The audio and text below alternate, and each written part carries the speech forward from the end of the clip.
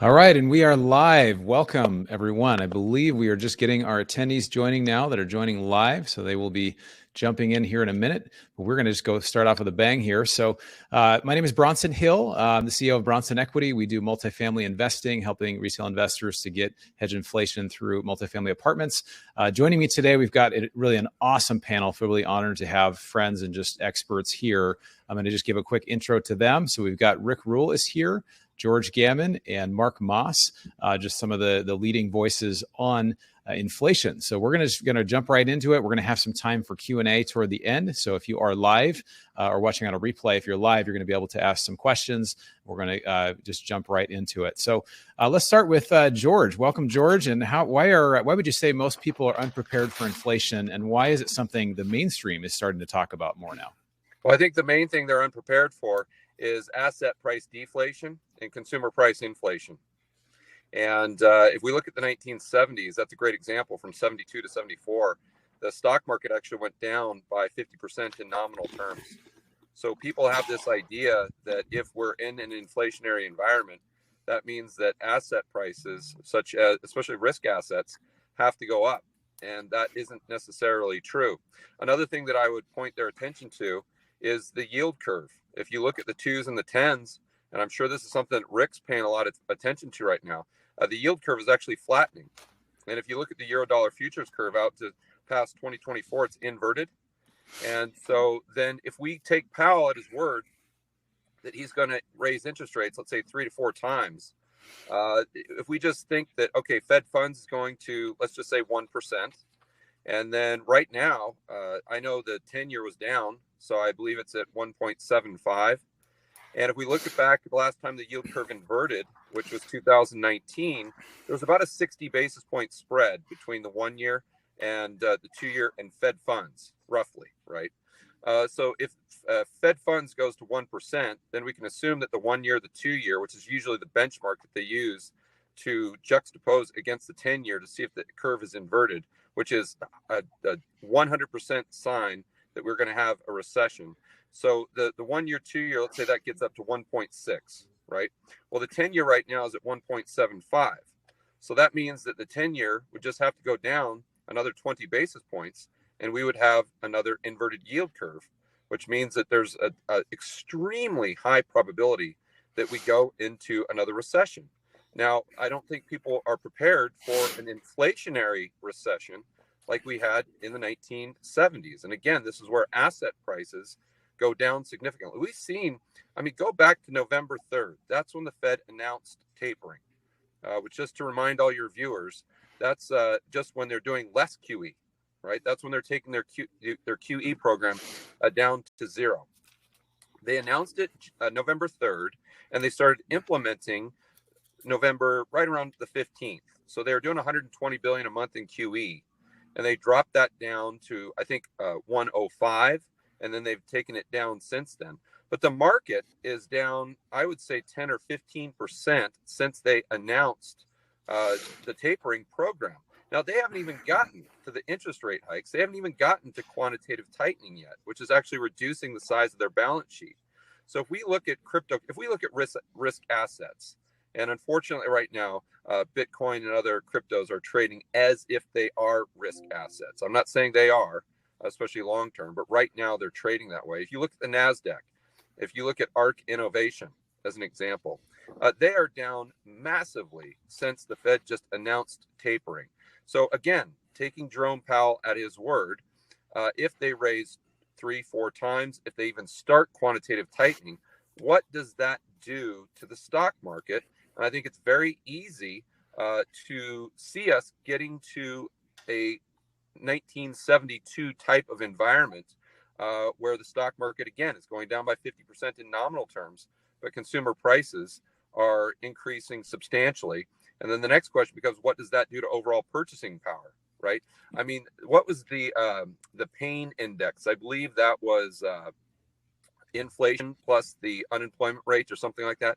Well, I think they need to get a new pain index with consumer price inflation compared to the rate of the stock market going down, because I believe that our economy today is far more dependent on the stock market than the economy was back in the early 1970s, right? Yeah. So again, it's this weird type of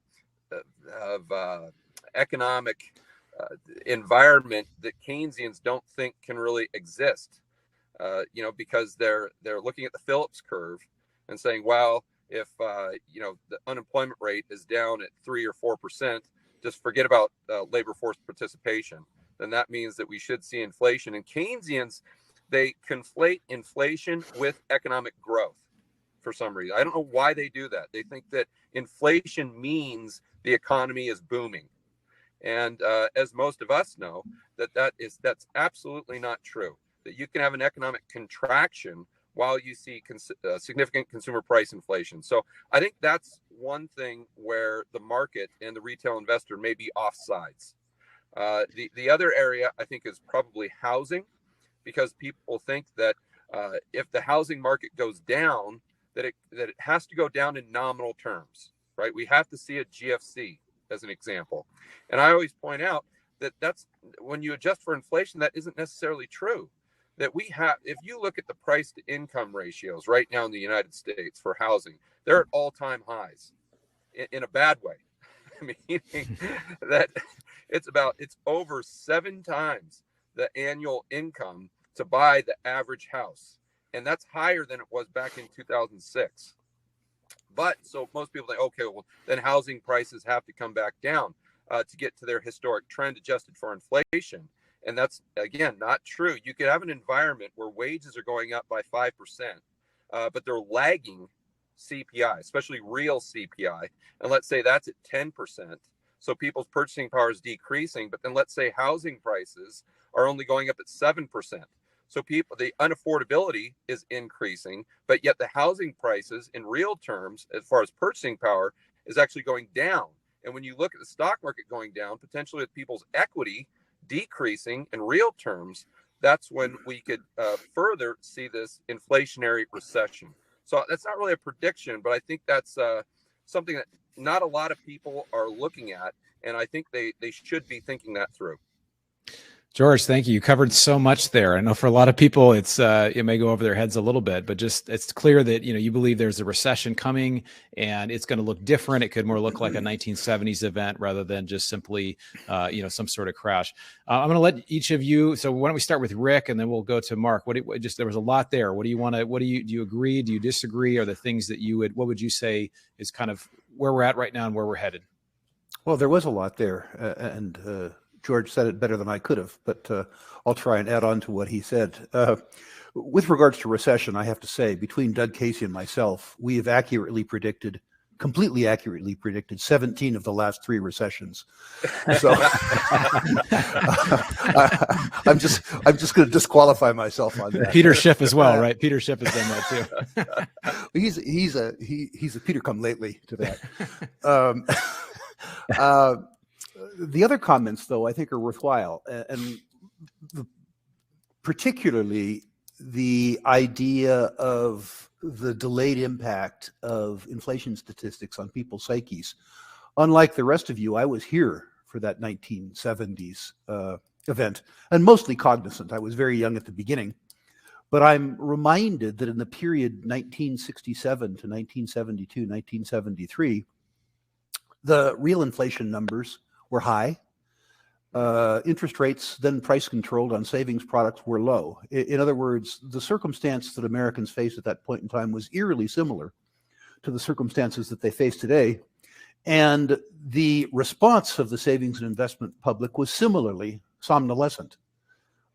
We had been conditioned through epically good conditions through the 50s and the 60s, good economic conditions, to expect that things would only get better in the United States. And the consequence of that was, despite the fact that simultaneously we fought the war in Vietnam and the war on poverty, lost both, of course, and had a fiscal hangover around both of those, expectations and actions of investors and consumers didn't change in the face of facts for a very long time. When people ask me now, Rick, how come people aren't acting in traditional ways around inflation, even in the face of both negative real interest rates and inflation, I think that we've been taught in the last 40 years, which were very benign, to believe that the Fed had our backs, to believe that government had our best interests at hand, to believe that you buy the dips. I mean, hell, we've had a 40-year bond bull market. What could be better than a 40-year bond bull market? What could be better than the cost of capital, at least as measured by the U.S. 10-year Treasury, falling from 15.6 to 1.5 or 1.6?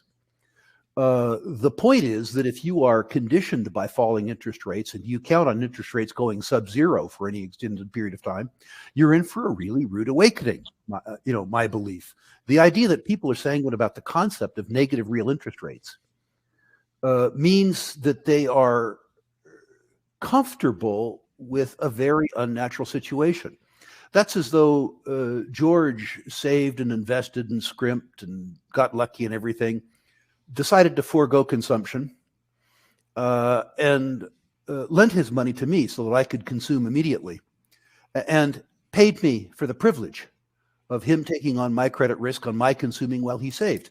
This is not a natural set of circumstances, but the incongruity of it is lost on people because the last 40 years that they've been through is so benign. My suspicion is that 40 years is over and a different 40 years is starting. I'm not one of those who says it's going to be all doom and gloom. I certainly at least hope for me that I'll stick handle my way through it. But I think the circumstances, the fact that the circumstances are demonstrably changing means that investors' responses and savers' responses must change too. Yeah, no, appreciate that. And Mark, I know you were just sharing before about how you study market cycles as well. And so let's hear, what do you think, where are we at, where are we headed? Well, I think where Rick ended it is kind of a perfect segue, right? I mean, the market is definitely different. And so he kind of started going back into the 1970s and, things were a lot different in the 1970s. People weren't as invested in the stock market back in the 70s. And so George was making a good point, which is like people probably aren't prepared for the stock market crashing and maybe consumer prices going up at the same time. And so today we're seeing in a different situation where people have a lot of their wealth in the stock market today, have a lot of their wealth in the homes. And so that was a lot different in the 70s. And then, we talk about, is it going into a recession? Well, how good is the economy doing right now? Right. Sure. Biden says that unemployment's at 3.5%. But if we go back to how it was calculated just 20 years ago, we're at about 25% unemployment. It's no wonder that we see help wanted signs everywhere when supposedly we have, record low unemployment right now. And so I would say that we're in a recession, the economy is doing bad. And I think, we saw, especially in March 2020, the market and the economy got disconnected. And so, it's really hard for people to think through this and navigate what's going on exactly. Measuring inflation with a single number, for example, is a problem. And so the other thing is that it's pretty ridiculous. We're at this point in time, and I know things have been this way, but it's definitely gotten worse where George said, can we take them at their word? Or if we do take them at their word, we have 4 rate increases for 100 bips coming or whatever. But it's like, we're all trying to guess what these people might do, what's in their head. And so we're all kind of victims of that.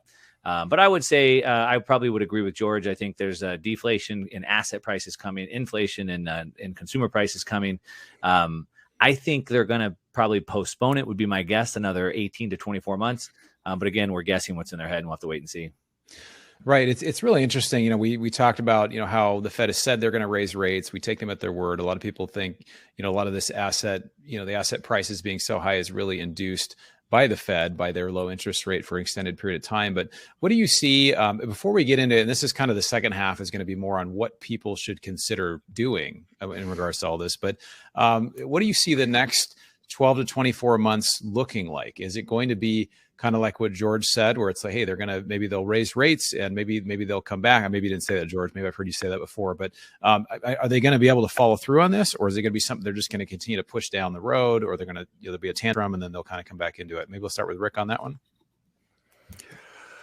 The first question is, I don't know. Honestly, I don't know. When I was younger, I thought shorter term. It's odd that now that I have less time on Earth, I think in longer time frames. But my life has told me the fact that I would prefer to understand what was going to happen in the short term doesn't matter much because I can't. I would caution all of us to understand that in the near term, confidence, which is what holds things together, is weight and narrative, not an arithmetic. And if you pay attention to the arithmetic, you tend to underestimate the length of time that it takes for people's behavior to change. Recency bias is a very, very reasonable, very, very powerful thing. People's expectation of the past is set by of the future, is set by their experience in the immediate past.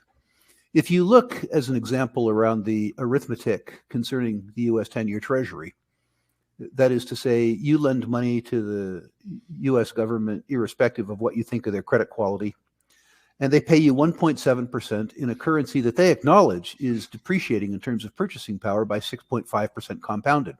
Simple arithmetic, 1.7 minus 6.5. Not a real good deal. My friend Jim Grant calls it return-free risk. And yet billions and billions and billions of dollars are committed to return-free risk. A situation that's illogical like that can go on until it doesn't. And when people ask me what I think is going to happen in 2022, I sort of say, why do you care? What you need to concern yourself is what's going to happen over reasonable periods of time. And I've, further to that, sorry for all these old man's homilies. We like it. But, one of the things that I like to do is concentrate on actions and things like that, where the answer necessarily begins with when, not if.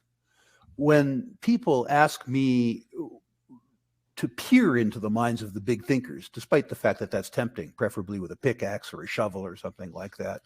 But I know I can't do it. And so if they ask me, will things change? Will confidence change? Will confidence break in 2022 or 2023? I have to say, I don't know.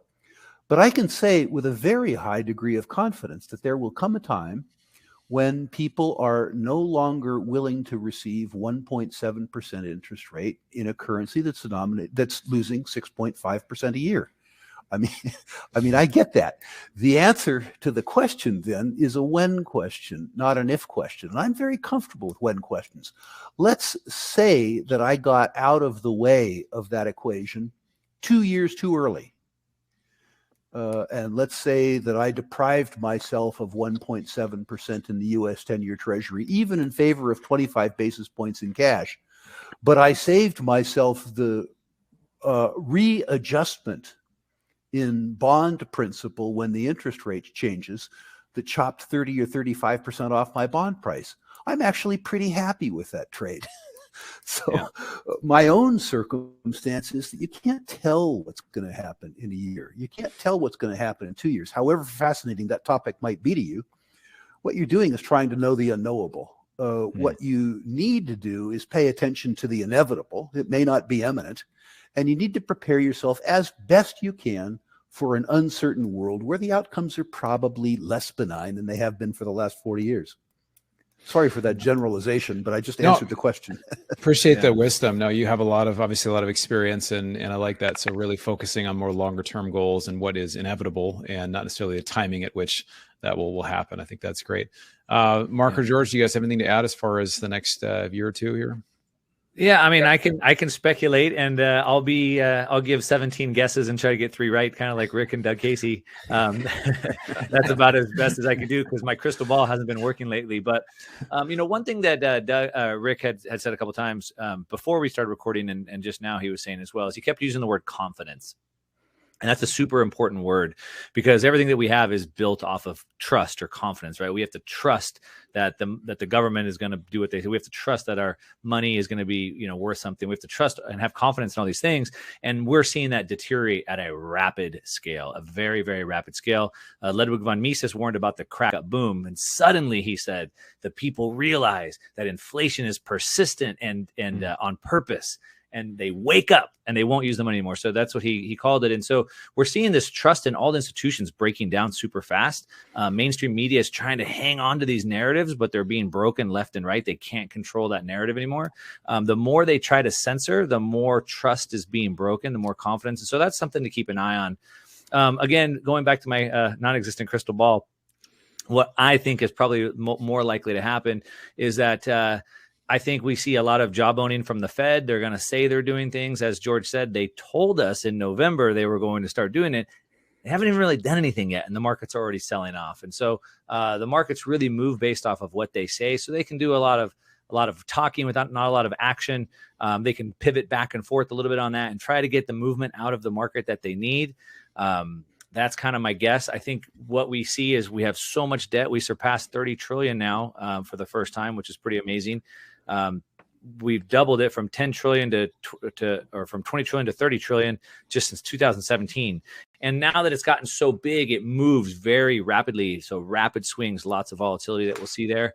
And so I think that's what we expect to see over the next year and a half. They're going to continue to try to tamp inflation down while they continue to stimulate the markets. I think we're going to see more price fixing coming into play to try to control that price increase narrative, as well as we're going to continue to see the CPI basket be reshuffled as well. So I think we'll see the CPI and the employment numbers reshuffled. So it shows a little bit different, some price fixing coming into the market. Be aware of, especially in the real estate market in California, specifically, lots of talk with, rent increases, things like that. While they continue to manipulate the market based off of what they're saying and still trying to stimulate on the back end. And I think we have about another 2 years of that before something big happens in my non-existent crystal ball. Yeah. And Mark, you're talking about rent controls in California? Well, and rent controls in California. So I know one of the questions we'll get to later is about the CPI basket. And if you look at, rents over the last year, they're up, nationwide average about 20%, a lot higher in certain markets, 60% in some. But in California, you can only raise them 5% a year, right? In certain markets. And so, yeah, things like that. Yeah, and I actually live in Pasadena, California. I just got a notice saying they're trying to do a citywide thing saying you can only raise it 2 to 3%. And so they have this, as well as there's some sort of eviction moratorium. They want to just kind of do this local stuff as well. So it was interesting that I've heard George talk about that as well. But George, give us some of your thoughts on all this. Well, I think that it goes back to the stock market as far as what the Fed is going to do and what the government is going to do.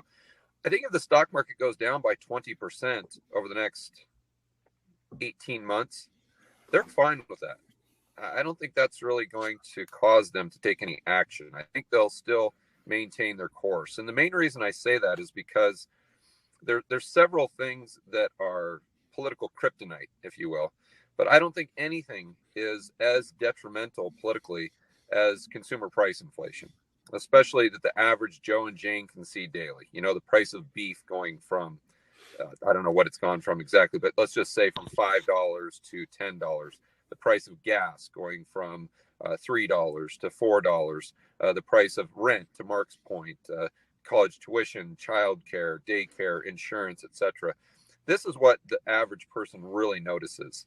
So when they see significant inflation combined with the media talking about it over and over and over and over again, then I think the administration and the Democrats, the midterms, they look at this and say, okay, we've got to do something ASAP, or there is zero probability that we get reelected. So when Jerome Powell is increasing rates, let's say, they see that as a way to combat inflation, to show the general public that they're, quote unquote, doing something. And so, again, if you got this gradual churn down in an orderly fashion, as the Fed would call it, that you'll continue to see these rate increases where if we were in a disinflationary environment, say, and again, as measured by the CPI, and I know it's totally bogus, but if we were in a disinflationary environment, such as, let's just say, 2010, 2012, they would be much more ready to backpedal and turn into and having a more dovish stance, right? But I think that, you can imagine what would happen if Jerome Powell kind of balked on raising rates in March. And, because the stock market was down 10 or 15%, I think you get a phone call from Biden or whomever in the administration, whoever is really pulling the strings, saying, hey, listen, no, you cannot reverse course. You can't go back to 120 billion of QE per month. You can't take rates, assuming they were up, you can't take them back down to zero. You just can't become more loose because this is going to exacerbate inflation. And even if it doesn't, it's going to in the psyche of the voter. And so I think that would hold a big impact. Now, if the stock market goes down by 20% in 2 weeks, that's a different ballgame. that's a much different phone conversation between Biden and Jerome Powell, because then he comes back and says, okay, I'll lay off I'll maintain my hawkish stance, but you got to realize that the stock market is going to continue to go down most likely, and the economy is directly tied to the stock market. So which do you choose? Do you choose inflation, or do you choose the stock market, potentially the economy collapsing and going into recession? And then I think Biden says, well, hold on, let me ask the people around me. Yeah. And they say, well, how can we do both here? What's the path of least resistance? And I think that goes back to what Mark was saying with price controls. I think that's an easy out for them. And I've seen this in the media. On my Rebel Capitalist channel, I do 2 or 3 videos a day on kind of the news and what's going on. So I've kind of got my finger on the pulse of what how the narrative is changing with the media. And I've seen them come out with a lot of stories that are actually favorable to price controls. Yeah. And of course, they ignore the 1970s because they can't go down that path. But they start referencing the 1940s as though the price controls back then were somehow good. And we did it the right way in the 1940s, but we did it the wrong way in the 1970s. So if we just do it the right way again, then this will be the solution to all of our problems. So then Biden can say, okay, Jerome Powell, you go ahead and take a dovish stance. Let's get stocks back up. Let's fix the economy. We might even come out with another CARES package 2.0, basically more deficit spending that's monetized by the Fed. But then he comes out and says, guys, don't worry about the inflation, because this inflation hasn't been caused by money printing. It hasn't been caused by economic distortions created by the government, by the way, in the response to COVID. No. The only reason that prices are going up at the grocery store is because these greedy capitalists, they're taking advantage of the situation. These greedy business owners. And therefore, I'm going to stick up for the little guy, and we are going to take bold, aggressive action in the form of price controls. We're not going to let the man stick it to you any longer. And I mean, you can see them with this sales pitch. So I think that the more disorderly the stock market goes down, assuming that it does go down, the higher the probability that you see something like this. But again, if the stock market goes down by 20% in an orderly fashion, let's just say over the next 18 months with a little bit of volatility, then I think the Fed just kind of stays course, and it's just kind of a bear market. I think that's how the Fed is hoping to squash inflation without positive real rates. Because I mean, this goes back to what Rick was saying earlier. I mean, most people don't realize that we have unbelievable negative real yields. I mean, unbelievable. And you go back to the 1970s, and they actually tried to increase interest rates several times at the beginning and the middle of the 1970s before Volcker came in and brought rates so high that it finally broke the back of inflation. But he had to have positive interest real rates to the tune of like 6 or 7%. In order for us to have positive real rates today of 7%, Fed funds would have to be at 14%. So how the hell are you going to do that? There's absolutely no chance. So I think in the Fed's mind, they see this. They know that it's impossible for them to have positive real rates. So maybe if they can just kind of have this soft landing, or stick the landing, if you will, and just bring asset prices down enough in an orderly fashion to have the CPI cool off a little bit. And then to Mark's point, you change the basket. So the headline number seems like it's going down. The politicians can claim that they're doing something. And I think that's the best case scenario for the central planners, which include the central bankers and the politicians. But again, it goes back to how this market goes down, assuming that it does. Yeah, that's wow, a lot there. We're going to shift gears here in a second, just to kind of okay, so now we know this. What do we do about it? What are people here saying? What choices do I make? Obviously, we're not giving anybody any specific investment advice, and consult your professional or use common sense. But I wanted to actually ask Mark, talk to us a little bit about cryptocurrency, central bank digital currency, potentially. How do those two interact? I know you invest in crypto. Can you talk to us just kind of about that, the asset class, and kind of what you see there, and benefits, and maybe some risks there as well? Yeah, well, George talked about it briefly before, and I think he got it right. I mean, it's kind of moving like it's definitely moving like a risk asset at this point, right? We've seen it sell off back to that kind of November date where it peaked out with the rest of the market, and so we got it kind of moving like that. I think one thing we have to kind of keep in mind though is that in a liquidity event, everything goes down. And today the market's more connected than it's ever been before. And so if we go back and look at gold back in 2008, when the whole market sold off, the market sold off over 50%, almost 60%. The stocks, gold also sold off, right? 25%. It's what came after that mattered, right? So gold rebounded pretty quickly, reclaimed its all-time high in about 7 months, and then went on to make amazing new highs from like a low of 680 up to almost 2,000, whereas it took stocks 7 years to reclaim its previous high. And so in March 2020, we saw Bitcoin was on the scene now. So Bitcoin and gold also sold off with stocks as well. But Bitcoin rebounded from a low of 3,800 up to almost 70,000. And so in a liquidity event, everything sells off and we're more connected than ever before.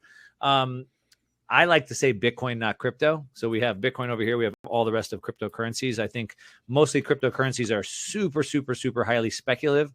It's like playing penny stocks. I think most people that play penny stocks like it for fun. It's exciting. They don't think any of those stocks will ever hit the NYSE exchange. And I think the same about most cryptocurrencies. Bitcoin has obviously reached institutional level, not only institutional, but also sovereign level at this point, right? With El Salvador making it legal tender and whatnot. And so I think Rick was saying it's not the if, it's like the wins. And so a win, like what time frame are you looking at? And if you're looking in the short term, Bitcoin and cryptocurrencies, highly volatile, highly speculative. I think if you can look over a longer time period, 5 years out, 10 years out, for me, I think Bitcoin is still a very good investment. I think it's the best risk-adjusted investment over the long term that you can make today. But like I said, separating those from cryptocurrencies and also, like I said, agreeing with George, it's definitely trading like a risk asset right now. It's starting to pump back up. It dropped like the stock market. It's going back up with the stock market as well. That's what I would continue to see. I think I'd mentioned earlier, I think maybe we kind of see this market cycle play out for the next 18 to 24 months. And the reason why I said that is the second part of the question you asked me, Bronson, which is about the central bank digital currencies. And so this is a bigger subject that I'm going to talk about super brief here, but I know George has done a bunch of videos on this as well. And the world leaders, whatever we want to call them, I've stopped using the word elite anymore. They're not elite at anything. I wouldn't hire any of them to do anything for me. They're elite at running in politics, but these world leaders, they're funneling us into a situation where they're using a word called freedom as a service. And so as long as we do what they say, then we can gain access back to freedom. And so it requires us having a passport, something to gain access to society. One of these big failures that they've admitted that that central planners causes central planners to fail is a lack of data, lack of input. And so there's a push to get us to digital ID, central bank digital currencies, to your question, freedom passports, whatever you want to call it, being careful on the language here. And I think if you look at a financial game, the financial system's ready to be reset. 80 years ago, they reset it with the Bretton Woods Agreement. The IMF is calling for a Bretton Woods 2 moment. That's their words.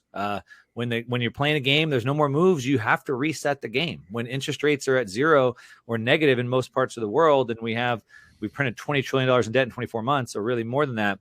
And as George said, trying to get those back to real rates or positive rates, it's impossible. So you have to reset the game. They're calling for it.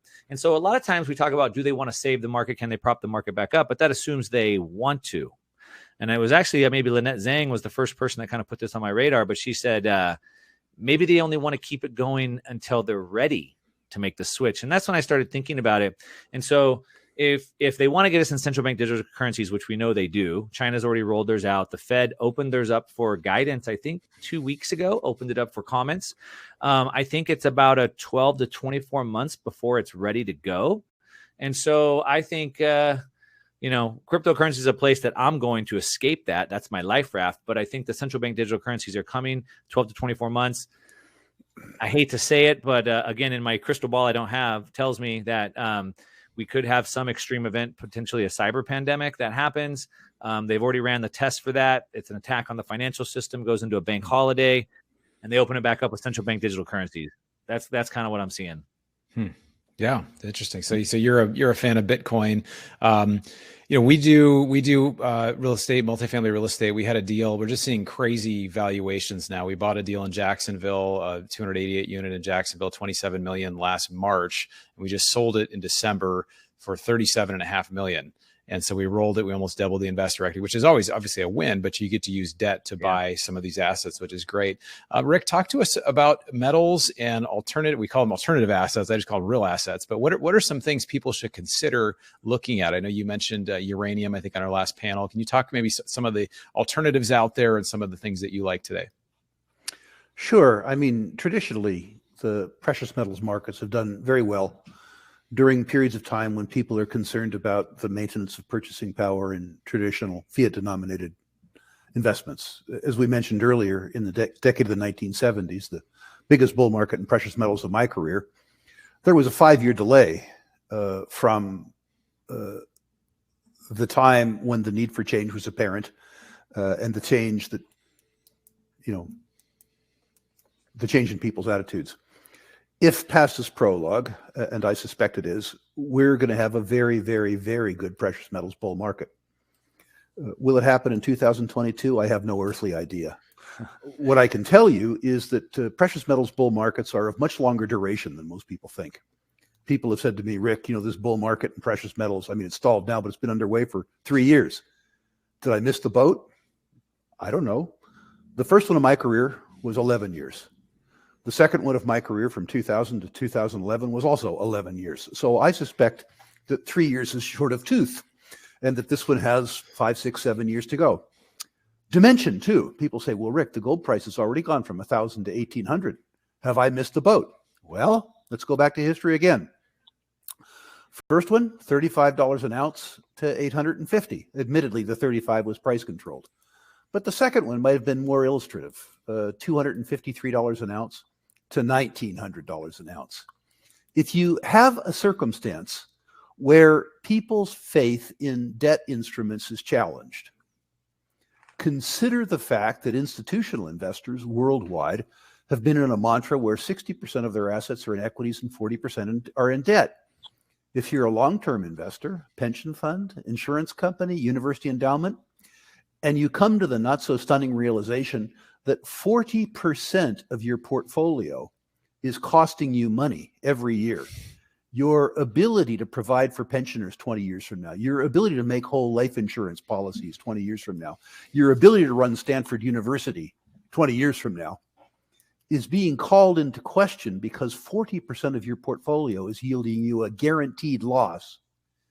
You need to be able to reallocate some of that portfolio. If you come to be afraid of inflation, which I suspect you would be if you're getting 4.7% yields on junk bonds and your purchasing power is declining by 6.5%, and you look for alternatives, one alternative that you might look to is an asset class that has historically done a good job during periods of inflation. And this is where the arithmetic gets really interesting. It is estimated today that 0.5% of savings and investment assets in the United States is denominated in precious metals or precious metals related assets. JP Morgan Chase suggests that the same number in 1981 was in excess of 6%. But what they've documented is that the 3-decade mean was 1.5%. So if negative real interest rates were to cause the largest institutional investors in the world to be concerned about the fact that 40% of their portfolio was guaranteed to lose the money, and they began to put a little money into an asset class that historically has saved investors like them from circumstances like this, it seems to me not unlikely that the market share for precious metals would revert to the 3-decade mean. If that happened, then demand for precious metals and precious metal securities would double, triple, or quadruple. I have no idea what price level you'd reach if demand doubled, tripled, or quadrupled. But I actually suspect in my heart of hearts that I'm going to find out. The second thing that I'm doing with my own money, and this will strike everybody as really strange, is I'm staying liquid. I understand perfectly that cash is costing me mightily. The idea that I'm investing, if that's the right phrase, I'm minimizing risk in very short duration obligations means that I'm losing 6% compounded. But I believe that I have to stay highly liquid because I agree with the other panelists that we're going to see a lot of volatility. And I have learned during periods of a liquidity squeeze that if I have cash and I have courage, I can take advantage of the circumstance rather than being taken advantage of by the circumstance. Unlike most other investors, I remember 2008, 2009 very, very fondly because I went into 2008 well prepared, lots of cash, and as a consequence of the cash, I had courage. And I was able to buy things at prices that were unfathomable to me. And my suspicion is that the money that I'm losing as a consequence of negative real interest rates is an option premium. I believe that having the cash will give me both the tools and the courage to take advantage of a circumstance where a sell decision will be made by a margin clerk, not by an investor. And I hope to be on the backside of that trade. The third thing I'm doing, which is really incongruous, is for the 7th time in my career, I'm starting a new bank. I look at that. I mean, it's this really completely crazy thing for a 69-year-old retired guy to do, coming into an odd financial circumstance. But I don't talk to any investor in my network, and I talk to 68,000 of them pretty regularly, who's happy with their bank. And when I look at banks, the way they're making money right now is on the carry trade. They are buying a 10-year treasury yielding 1.7, but it's a 10-year instrument, and they're funding it in the overnight market. So they're paying 25 basis points in the overnight market and getting 150 basis point carry. That works well till it doesn't. If the overnight market seizes up or if the short-term rates go, these guys are insolvent. People always say, Rick, are you out of your mind? How can you compete with Wells Fargo? How can you compete with Bank of America? How can you compete with the Royal Bank of Canada? Truth is, I can't. And they can't compete with me either. I'm a sane, living, breathing human being. I remember, when I backed these guys in 1999, 2000 to build EverBank, everybody was saying, are you out of your mind starting a bank, especially an online bank? Yeah, probably. It ended up being a 30x for investors. We ended up building a $28 billion bank, sold it to TIAA-CREF. I think this is a wonderful time to build a bank because all the bankers that we're competing against are people that have had their expectations set in a different era. And I think that era is coming to an end. So I'm heavily invested in precious metals. I want the price to go lower because I want to buy more. I'm heavily invested in other aspects of natural resources, particularly in the oil market. The oil stocks are priced like oil's at $45 a barrel, and it's at 80. Everybody seems to believe that Ms. Thornburg is going to keep them from driving their cars next year or something like that. Ain't going to happen. No. So I'm heavily invested in a range of natural resources. That's a bit risky because if we do have a recession, although supply and resources will fall, demand will fall quicker. So my sort of broader resource bet, my copper bet, my nickel bet, my uranium bet, while I'm going to be right in the long term, I might be really, really, really wrong in the short term. And against everybody else's common sense, I'm starting another bank. I don't think I can lose. I love it. Way to win is start a bank. Everybody on the call here. Right, we're gonna take some questions in a minute. Before we do that, George, maybe you can just briefly talk about what you're doing, and then we'll jump into some questions here. Yeah, like Rick, I've got a pretty large cash position, relatively speaking. I like Bitcoin long term, but I don't necessarily buy Bitcoin because of the price. I just think it's wise to have purchasing power outside of the banking system, unless Rick's buying a bank or starting a bank, and then maybe I may reconsider. You're welcome. Yeah. We'll take your business, George. As of right now, I think it's good to have some purchasing power outside of the banking system. And for Bitcoin, as far as a timing, I think I'll build my position or increase my position when I see Bitcoin stop trading based off the NASDAQ. Because what that tells me is that all the weak hands and the people that have bought Bitcoin as just a pure speculation, a way to get rich, the same way they'd buy Dogecoin or Shiba Inu or whatever, all those people have sold. And then the only people that you have left are the smart people like Mark, who understand sound money, and they understand why you should actually own Bitcoin and the principles of Austrian economics and whatnot. And, once those people are the only ones left, then that's what I want to buy. And I think, again, the catalyst there will probably be when Bitcoin stops trading basically like it's the NASDAQ. Now, so that said, I really like what Rick was saying about gold. And I think maybe the gold miners right now are interesting. As far as what I do, I just set up what I call a 10-80-10 portfolio. So that's 10% in gold, which I just consider insurance. So that would be physical gold. Then 80% in things that pay you to own them. So I consider those investments. And then 10% in speculative assets where I think the asymmetry is good. So as far as things that pay you to own them, one thing I like right now, in addition to oil, and I think the producers are paying a great dividend yield. Also, I'd encourage your viewers, if they're interested in oil, to maybe look overseas, maybe look at Russia, because right now I think Russia's getting a little cheap because of what's going on in the news, and that could be a buying opportunity. In Rebel Capital's Pro, one thing Lynn Alden always talks about, and Chris McIntosh, is Luke Oil. It's a great company, low PE ratio, incredibly high dividend. I believe it's an 8% dividend yield. And I think they've gone down a little bit more than, or they're even cheaper than a lot of the other oil producers just because of that friction that we see in the news between the United States and Russia. Sberbank is actually a bank in Russia that is paying a good dividend yield as well. So I'd encourage people to kind of get outside the box. But one thing I really like is coal. And I think coal could be the tobacco of the 2020s and 2030s. From the standpoint, if you remember tobacco back in the mid-1990s, it was persona non grata. And if you look at its performance since then, it's one of the best performers in the stock market when you reinvest dividends. And why is that? Because basically the government came after them and they created a monopoly. So it was absolutely impossible to get into the tobacco business unless you were already there. So the players that existed in the 1990s, these mega corporations, the government effectively built a moat around them. And I think you see that same type of language towards coal right now, or that same type of view towards coal that people had towards tobacco, that, oh, no one's going to smoke, demand's going to plummet, blah, blah, blah. You hear the same thing about coal. And sure, demand might go down, but I think that supply will go down a lot faster.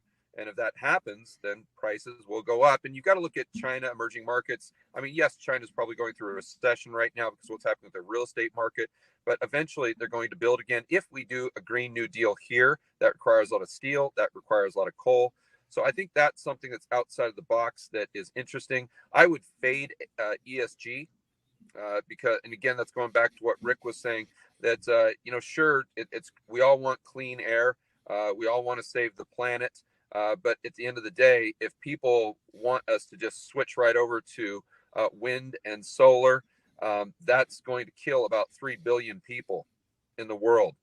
And I don't think that, I think what's going to happen is like Europe, you're going to see the prices of energy increase substantially.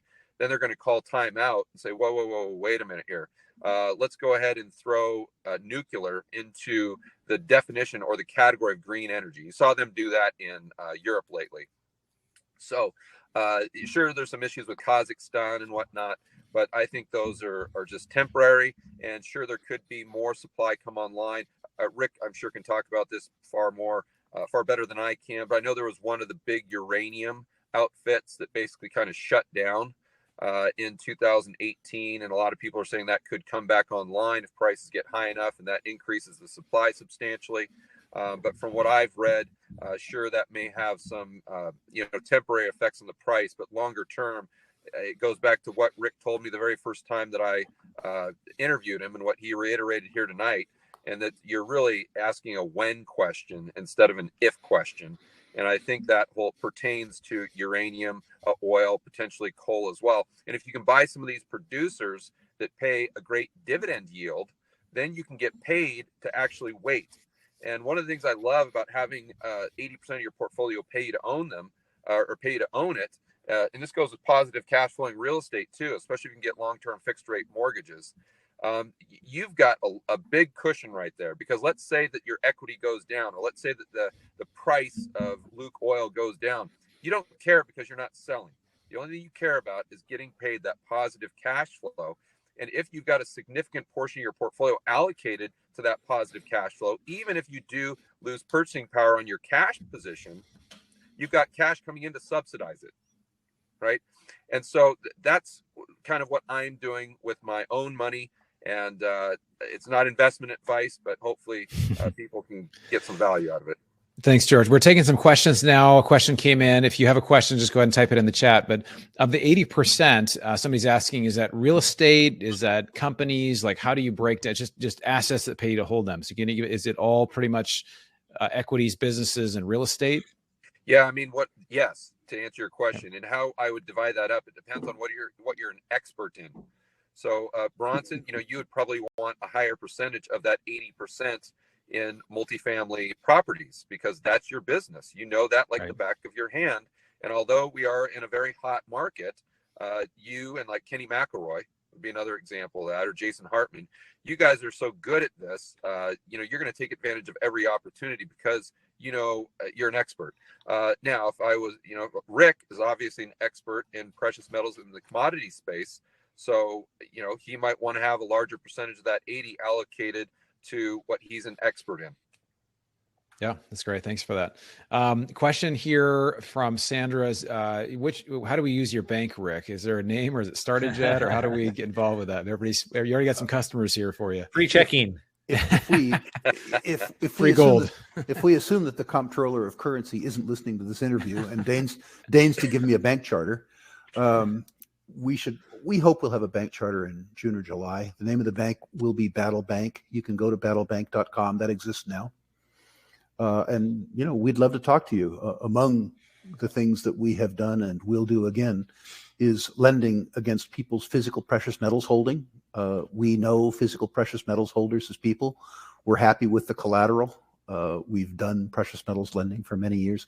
So I'd love anybody who cares about the bank, either as a depositor. We aim to be in the top decile of deposit interest rates in the market, or as a borrower, as long as we understand the collateral and we understand you.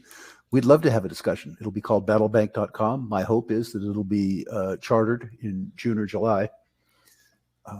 So awesome. I like my interest. I know the name is awesome. We'll fight for your business or something. That's some slogan. You got it. You got it. Have George sing a jingle to that one or something. All true. We've done it before. Exactly. A couple questions here about coal. So I'm not sure who wants to handle this, but how do you invest in coal? Like an example, or somebody's asking about the Van Eck closed the KOL ETF fund. So there was a coal ETF. So maybe I'm not sure who wants to handle that. Uh-huh. Rick can probably speak to that better than I can. I mean, the fact that they closed the ETF is really good news. It means that coal is deeply out of favor. Many people don't know that the third best performing commodity asset class in 2021 was coal, allegedly a dead asset class. Many people don't know either that the highest demand year that coal has ever enjoyed was 2021, a dead asset class. You need to do some research, because the most important producers of coal are in a situation where coal isn't very important to them, which is to say very large multi-commodity mining companies are the largest and lowest cost coal producers. It's tough to find a pure play in coal. There are some, Peabody, Arch, Colonial, there's a range of them. You need to understand that if you buy them, you're buying the second tier companies. You're buying second tier companies at probably a 50% discount to the net asset value of their future cash flows at today's commodity prices, which is to say they're stupidly cheap. And they're also fairly well-mannered in the sense that they're generating tremendous free cash flows, and they're giving that free cash flow back to their owners, which I think is a very good thing. One example of just how cheap these things are and how good George's instincts are Glencore, a major multinational company, mining company, bought one of their partners out of a very large coal mine, probably 30 years reserves, and they paid 1.5 times free cash flow for half the mine. In other words, they're getting what, a 45% earnings yield on the purchase. Wow. They're getting a 45-year earnings yield on a mine that's making about $1 million a day. It's not an insignificant asset. Wow. That'll tell you just how out of favor coal is. But you'll need to do your own research there. Right. We'll take maybe one or two more questions here. Let's see. Maybe this will go to Mark. What's the best crypto? Maybe he talks about crypto or Bitcoin ownership. Do you use a certain platform, or is there something that has low counterparty risk? Do you do cold storage? How do you actually own your crypto or your Bitcoin? Well, again, if we're just talking about Bitcoin, I look at it kind of the way Rick was talking about gold, in a sense where, if the price goes down, we buy more. And the reason why we do that is because we're thinking long term, and it's not just an investment; it's a savings, right? I'm sure probably Rick thinks about gold that way too. It's like it's not about investing money; it's about saving money that way. And if you want to save it, then you want to keep it protected, obviously. And then depending on the amount of money that you have, depends on the level of security that you need to apply to that. So no different than any other asset. And so for most people, I would always recommend to get that off of the exchange. That means wherever you bought it, take it off and take custody of it yourself. That's the key benefit of one of the key benefits of having an asset like Bitcoin is you can custody it yourself. And so pull it into a hardware wallet. You can use one like Trezor or Ledger. They're about $75, $100. You can buy one. It stores your private key. If you have more than that, more money, and you want to secure it better, then you can do a multi-signature setup where you have like 3 keys, and then it takes like 2 of the 3 keys to sign a transaction. That's probably the better way to do that. But definitely just have that longer term viewpoint of it. If you put it into that cold storage, meaning it's offline, it's in this multi-sig setup, it's inconvenient, and it's for long term. If it's just cryptocurrencies and you want to trade them like penny stocks, then just keep it on the exchange, trade away, keep a small amount that you're not afraid to lose. I personally had more than 7 figures disappear off of an exchange. And so you don't want that to happen to you. So Wow. Lock it away in cold storage. That makes sense. Makes a lot of sense. Okay, so this will be I guess this will be our last question, and then we'll just I do want to ask you guys one specific question, because I think you guys are in this all the time. There's a high level of analytics. Even some of the discussion, I think, goes over my head or a lot of people's head when George starts rambling all these things. I'm like, I think I got it. I think I got what George is saying. But what are some ways, besides watching your YouTube or watching different things that you guys are doing? What are some do you have like maybe a book recommendation, or do you have some sort of like resource that someone can say, hey, I'm going to read this because George, Mark, or Rick said to read this? Is there something people should be looking at now that will help educate them for the long term going forward? I would say I think books are great to get good perspective. I've learned a lot through reading history. And so this type of period right now, so like When Money Dies is a great book that really documents what happened in Weimar Republic. And I think when you get that perspective of how people thought through that, how they thought that gold was at an all-time high, real estate was all-time high, they should sell now. And then they ended up with worthless fiat money and lost all their assets. And so I think some books like that give you some good perspective. As far as like learning how to invest or how to navigate it, I don't know if the books are really up to date for that, other than getting that perspective. On top of that, I think I've learned a lot through buying and subscribing to investment newsletters, and it's really the play-by-play, playing along. I know George devours the news every day, as do I. I'm sure Rick does as well. Seeing what's going on, seeing how it's happening, reacting. So I would say a couple books like When Money Dies gives you that historical narrative. And then there's a new one that I just started reading, Lords of Easy Finance, which just came out, which really documents kind of more 2008 to now, which is some good perspective. And then kind of the play-by-play stuff. Awesome. Thanks for that. Yeah, I'm just finishing When Money Dies. So it's a good recommend. It's a great book. George, what about you? Well, I totally agree with Mark. I think you got to, especially, we're talking about financial freedom here, or bettering your financial position. But in today's day and age, I think you've got to think about personal freedom as well. And to really understand what's happening around the world around us, you have to study history, and not just economic history, but history in general. So I would start there. And then another thing that I would do as far as a book about investing specifically is I would read the Market Wizards books. And the first one, I believe, came out in the late 80s or early 90s. And it had Jim Rogers in there, who was one of my favorites. But and it's not like you want to invest just like Jim Rogers or just like Stan Druckenmiller or Ed Thorpe or one of the legends. But when you read those stories and you read those interviews, you can understand their mindset.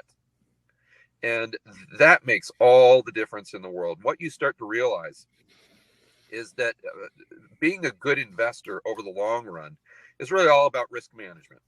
That's really what it's about. It's managing your downside. And so that's one of the takeaways. But if you can take away, even 3 or 4 or 5 of those golden nuggets and apply them to your own investing, then that will give you a mathematical edge. And I think so many people that invest right now, I see them in the comments of my YouTube videos. I talk to them at my live events or, when I'm speaking publicly, and they don't have an edge. In fact, they don't even really, they're not even cognizant of having an edge. And they are just trying to figure out, is the price of XYZ going to go up or down? Well, that's not an edge. Right. If that's all you're trying to do, you're competing against, high frequency traders. You're competing against these hedge fund guys like Stevie Cohen and in Druckenmiller himself. You're not going to win that battle. And if you don't have a mathematical edge, then it's just like playing a slot machine in a casino that you might win, you might have an up year, but if you keep doing that over the long run, you're going to lose. You're going to go bust. So with those Market Wizards books, those are the ones that taught me about how important not only probabilities were, but actually having an edge and therefore having a mathematical edge. So the longer you do what you're doing, the greater probability that you come out a winner. And so that I'd probably start with those. And among then all the podcasts that we all listen to, Macro Voices as an example, Real Vision, any of the podcasts that Mark does, or I think your listeners are probably familiar with those. Right. Thanks for that, George.